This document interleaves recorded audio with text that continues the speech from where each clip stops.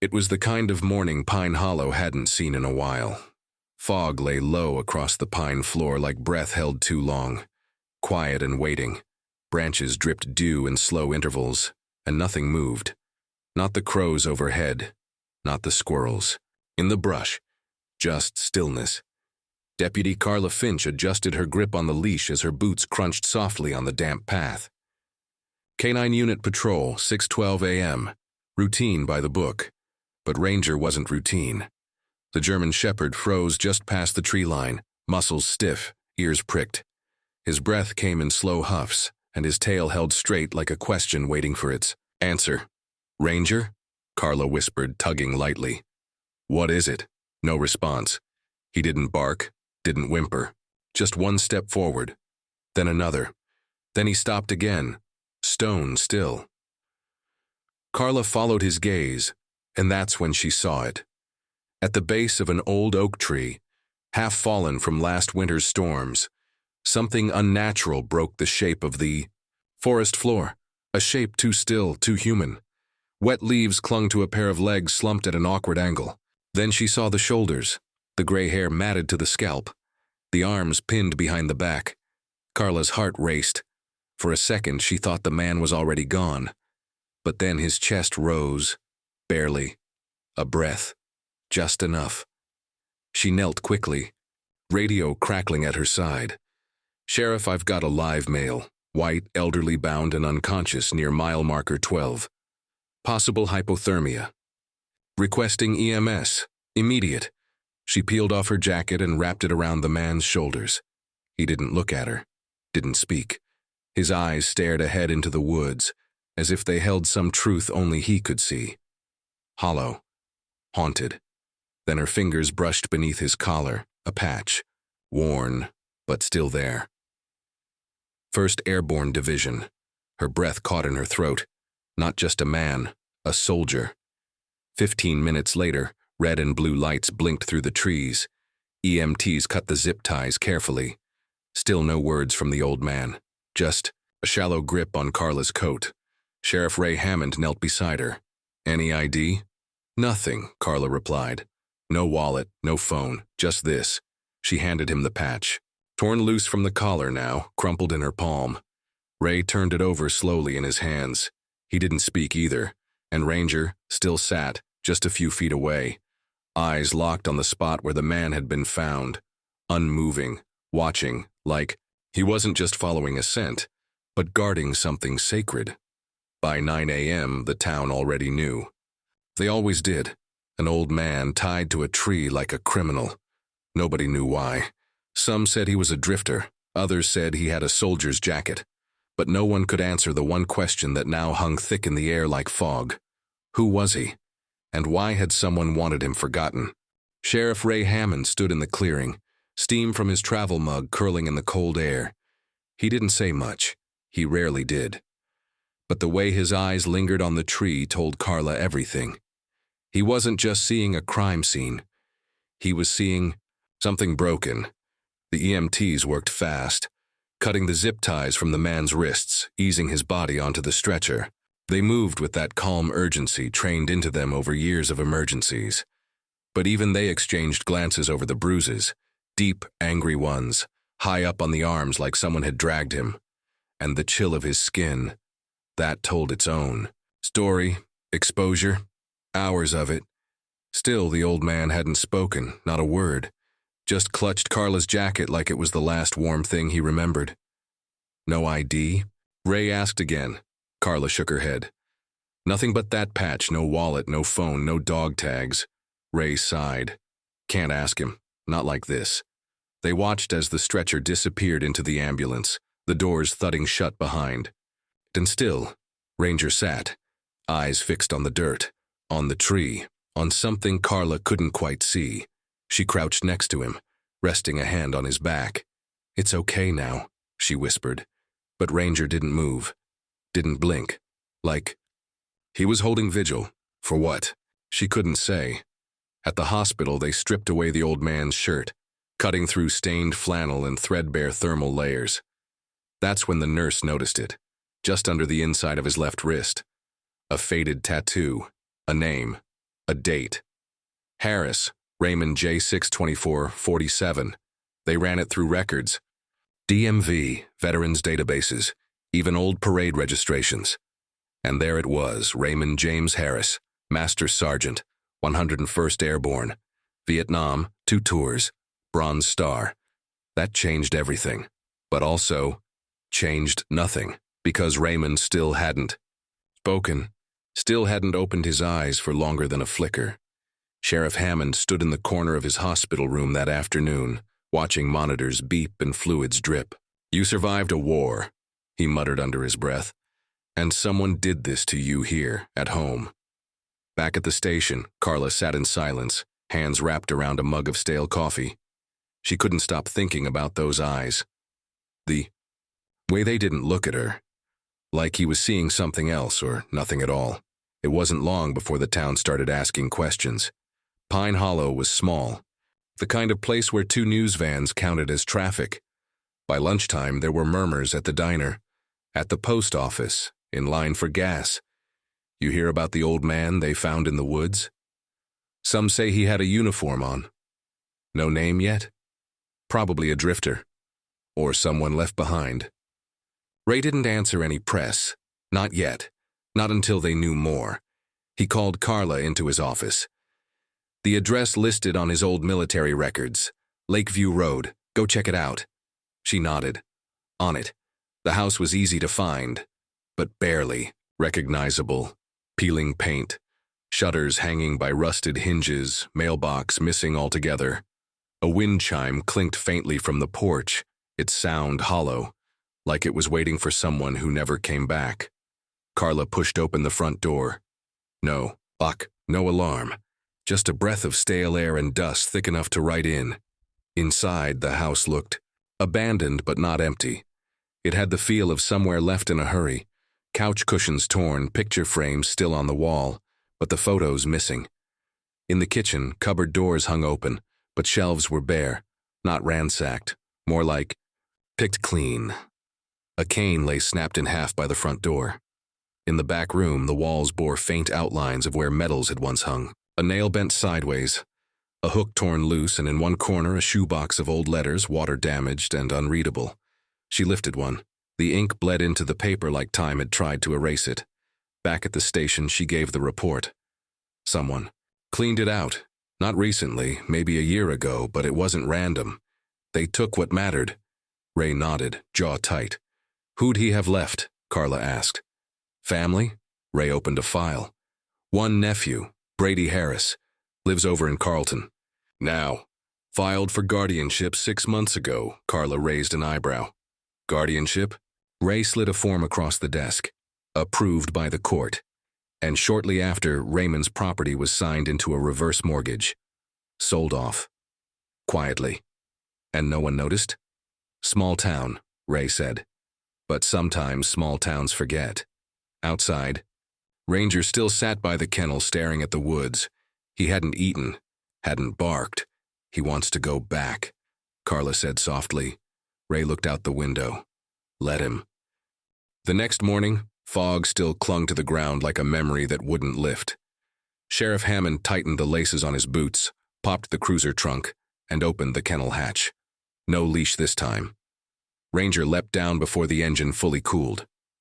He sniffed the air once, then without hesitation, trotted toward the tree line behind the station, back into the woods. Ray followed close behind, heart pounding harder than he wanted to admit. The forest in daylight didn't feel any friendlier. Just quieter. The kind of quiet that knew things. They passed the tree, the same one, where Raymond had been tied. Ranger didn't pause. He veered east through a tangle of underbrush and dry ferns. Every few steps he'd glance back, making sure Ray kept up. 30 yards in, the dog stopped. Not a bark, not a growl, just stillness. Then he pawed gently at a pile of pine needles and wet leaves, revealing the edge of a green canvas duffel bag, dirty and partially buried. Ray crouched, hands steady, heart not. He unzipped it slowly. Inside, a cracked tin of saltine crackers. A photo, creased down the middle, of 3 young men in uniform, arms draped around each other's shoulders in that rough, boyish way soldiers do. One of them was Raymond, younger, smiling, a man with a life. Underneath that, a legal-sized envelope.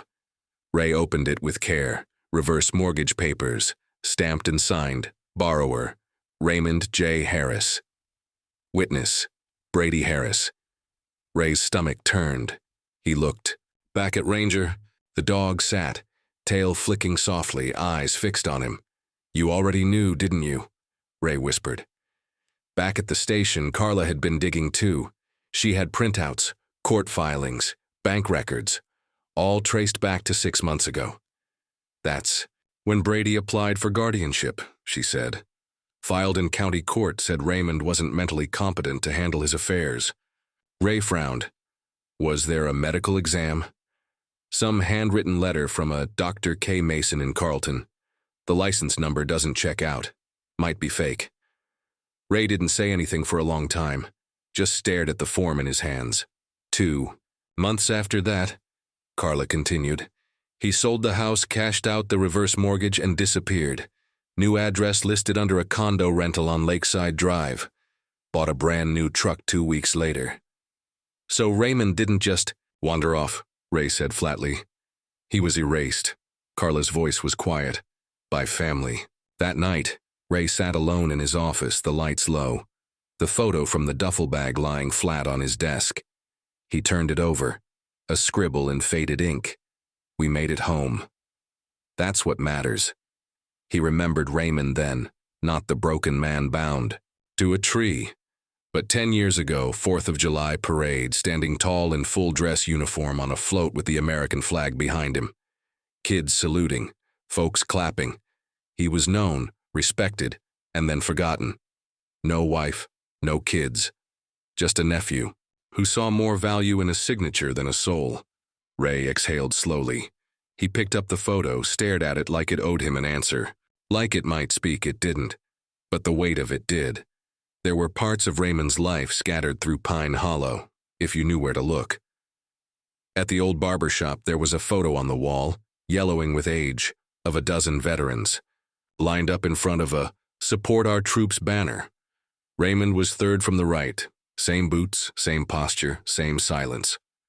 The bartender at O'Hara's remembered how he used to stop in once a month for 1 beer, exact change, and a nod.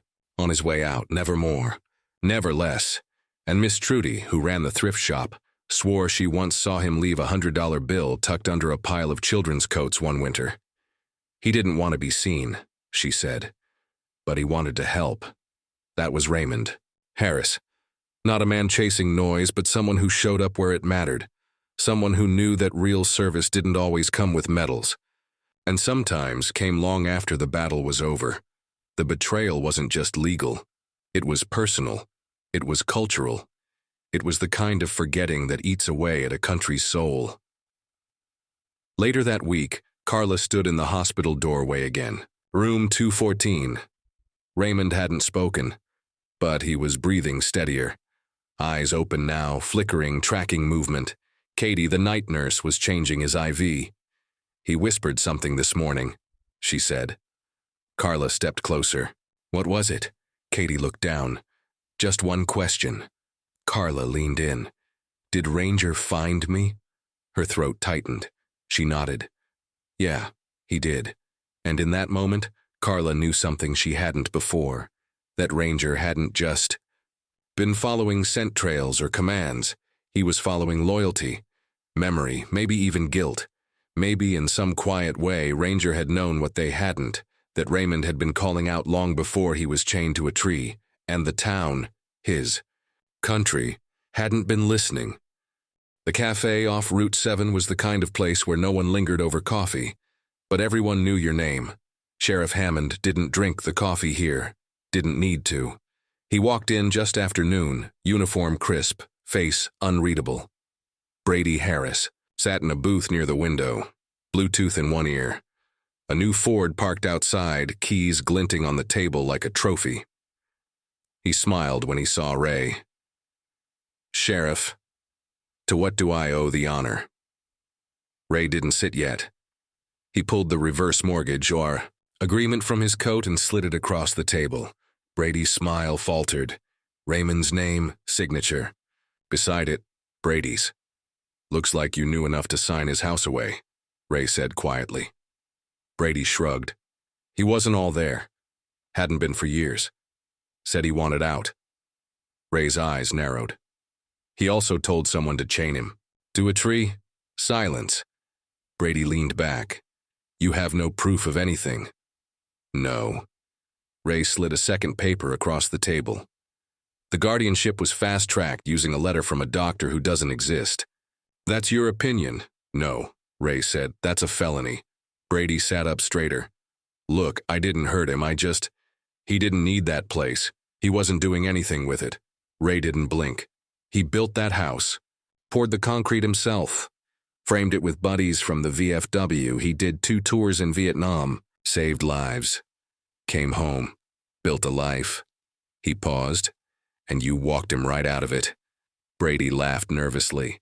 This is emotional, Sheriff. But emotions don't hold up in court. Ray nodded once. You're right. Then he tilted his head toward the window. Brady followed his gaze. Across the street, motorcycles lined the curb. Men in leather jackets stood shoulder to shoulder. No signs, no noise. Just waiting. You remember Mike Perkins? Ray asked. Lost his leg in Nam. Owns the hardware store now. Paul Rivera, 2nd Battalion, 69th. Runs the gas station. They remember Raymond. Brady's eyes darted to the papers. Ray stood. You're going to give the money back. Every dollar. And you're going to sign the house back over. Quietly. Brady's voice shook. And if I don't? Ray tucked the photo from the duffel bag into his pocket. Then I'll let them handle the conversation. The paperwork was signed by sundown. No press, no apology, just silence.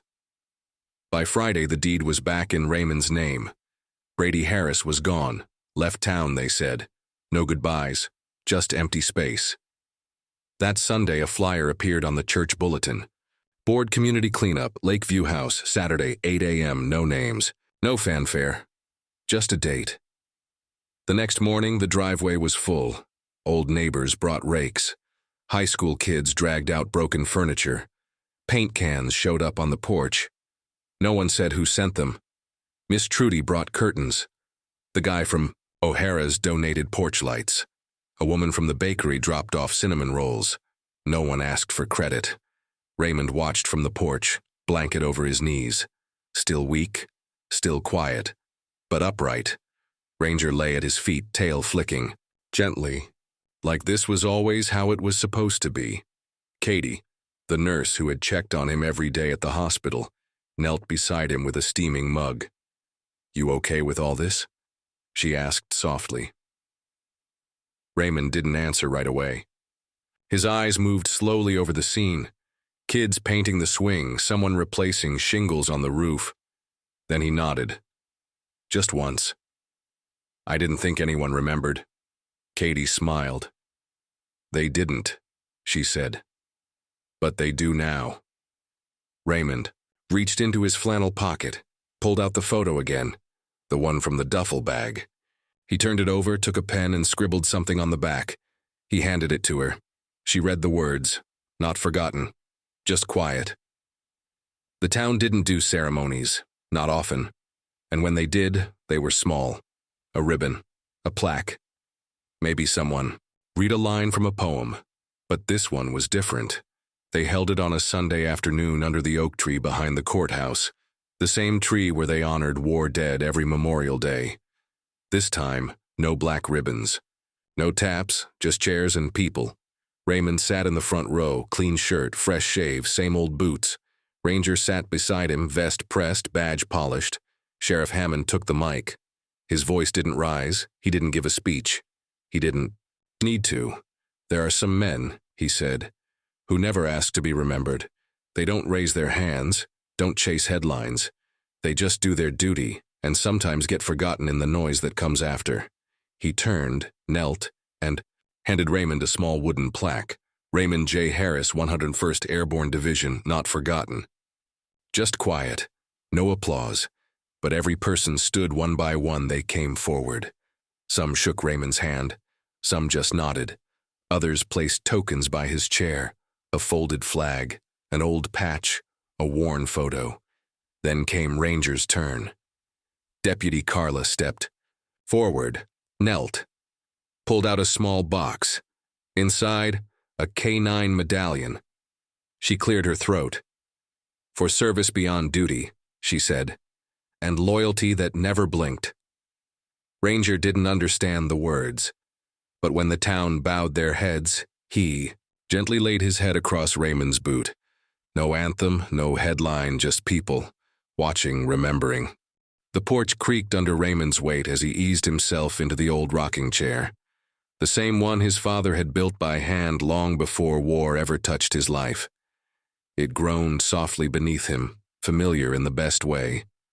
Ranger lay curled. At the base of the steps, his vest retired for the day. No badge, no duty. Just a dog with tired eyes and a full belly, watching the street like he understood what home meant now. The house was quieter than he remembered. Not silent, but different. The kind of quiet that respected, not the kind that forgets. Neighbors passed by without knocking. Some just waved. Others left small packages on the porch, a bag of soup with a note. "Same recipe your mama used." A stack of wood for the fireplace, an envelope of photos from the old VFW wall. Each gesture simple, each one loud in its own way. Raymond looked out across the yard. The swing set had been repainted, the shutters rehung. Flowers of all things lined the front walk, sunflowers and marigolds. Someone had cared enough to plant color where time had only left gray. He looked down at Ranger, reached out a hand and scratched behind one ear. "You found me when even I forgot where I was," he murmured. His voice was gravel now, old, weathered, but it carried. Ranger wagged his tail once. Raymond leaned back in the chair, the sky shifting through soft golds and rose-colored clouds, the kind of dusk that settles into the bones. He closed his eyes for a moment, and in that breath of stillness, something flickered. This isn't the only one we've missed. The thought came from nowhere, or maybe from everywhere. All the porches left unpainted, all the rooms that sat silent, all the heroes buried beneath bills and bureaucracy, forgotten between headlines. There were others, other Raymonds, other stories that no one had asked to hear. Not yet. The screen door opened behind him. Katie stepped out with a thermos. She didn't say much, she never did. Just handed it to him, tucked a blanket around his legs and squeezed his shoulder before stepping back inside. He smiled without opening his eyes. They remembered now. And maybe that was enough. For tonight.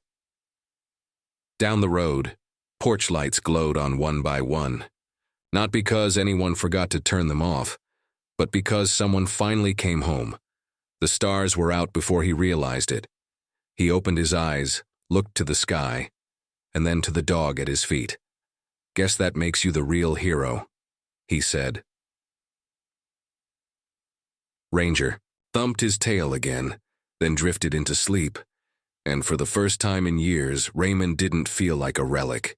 He felt like a man again, a man with boots that still touched the floor, a name still spoken, a life remembered. Some stories are loud, others sit quiet in the woods waiting.